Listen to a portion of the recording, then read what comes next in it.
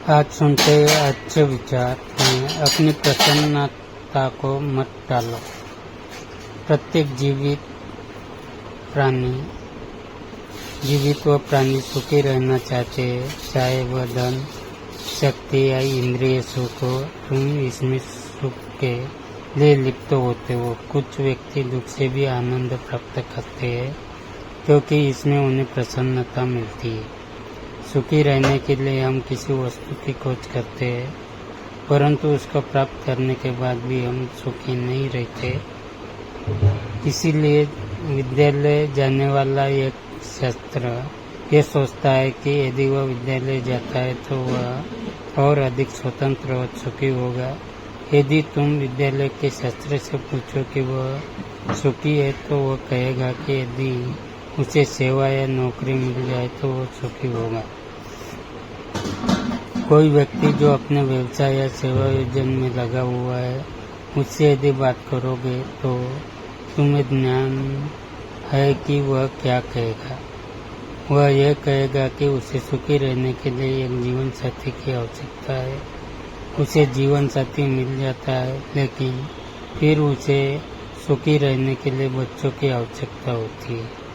जिन लोगों के बच्चे हैं उनसे पूछो कि क्या वे सुखी है।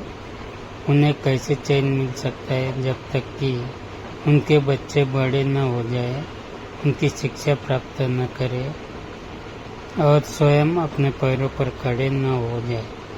जो लोग सेवानिवृत्त हो चुके उनसे पूछे कि क्या वह सुखी है। वह उन दिनों की याद कर उन्हें अच्छा कहते जब वे नौजवान थे। एक व्यक्ति का पूरा जीवन भविष्य में कभी प्रसन्न और सुखी रहने की तैयारी करने में बीत जाता है। यह उसी तरह से है कि हम रात भर बिस्तर सजाने की तैयारी करते रहे, पर सोने के लिए समय न मिले। आंतरिक रूप से प्रसन्न होने के लिए हमने अपने जीवन के कितने मिनट, घंटे या दिन बिताए। केवल वही वे क्षण है जिनमें आपने अपने जीवन को सही मायने में जिया है। शायद वे केवल वही दिन थे जब तुम एक छोटे बच्चे थे, पूर्णतया प्रसन्नता व आनंद में, या कुछ क्षणों में जब तुम तैर रहे थे या लहरों से खेल रहे थे, या किसी पर्वत के शिखर पर बैठे हुए वर्तमान क्षण में जीते हुए इसका आनंद ले रहे थे। जीवन को देखने के दो तरीके। पहला यह कि एक उद्देश्य की प्राप्ति के पश्चात मैं सुखी हो जाऊंगा। दूसरा यह कि जो भी हो मैं सुखी हो। तुम इनमें से किस तरह जीना चाहते हो? जीवन 80% आनंद है और 20% दुख है, लेकिन हम उस 20% को पकड़ कर बैठ जाते हैं और उसे 200% बना लेते हैं। यह जानबूझकर नहीं होता है, बस केवल हो जाता है। आनंद, सजगता, सतर्कता और दया के क्षणों में जीना दिव्यता की प्राप्ति है। बच्चे की तरह रहना दिव्यता है। यह अपने अंदर से मुक्त होना तथा प्रत्येक से बिना किसी संकोच के सहज रहना। दूसरे तुम्हारे बारे में क्या सोचते हैं इस बारे में मत सोचो और इसके अनुसार निर्णय मत करो। वे जो कुछ भी सोचते हैं वह स्थायी नहीं है। दूसरे व्यक्तियों तथा वस्तुओं के बारे में तुम्हारी खुद की राय हर समय बदलती रहती है, तो फिर दूसरे तुम्हारे बारे में क्या सोचते हैं इसके लिए चिंता करने की क्या आवश्यकता है।